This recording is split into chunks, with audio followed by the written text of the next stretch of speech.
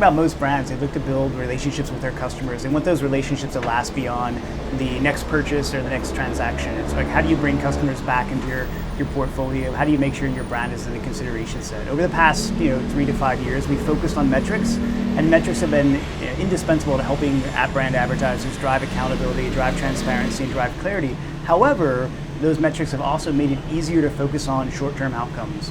And that's come at the expense of brand building. And brand building takes time. And I think for us to kind of build that headroom potential, the opportunity to kind of bring new customers into the portfolio, drive new brand engagements, it's important to kind of invest in brand and make that balance in terms of short-term metrics versus long-term metrics.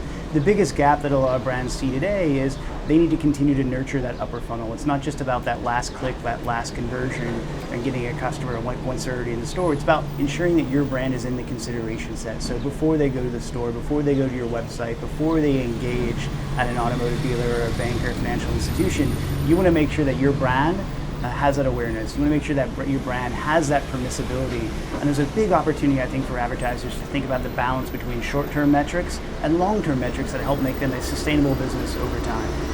So where does that stand in terms of your product offering at Nielsen?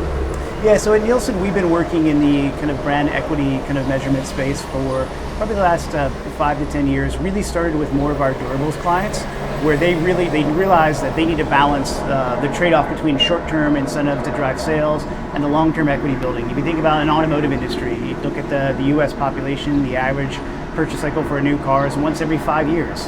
And then when you're in a purchase cycle to buy a car, it's probably about a 6-week process.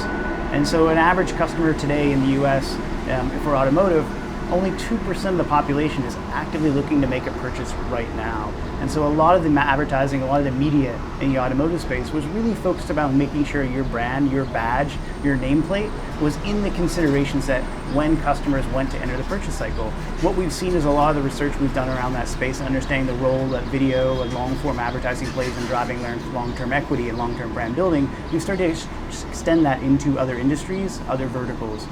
Probably most recently, kind of taking it into the financial services space. We've also extended that into more faster-moving consumer packaged goods brands, where there's an opportunity for those brands to really start to think about their lifetime customer value. That's not just about the next transaction, it's actually the next 5 transactions, it's the next 10 purchases. And so how do we make sure our brand stays in the basket, our brand stays in the consideration set, and build that strong connection with this next generation of consumers?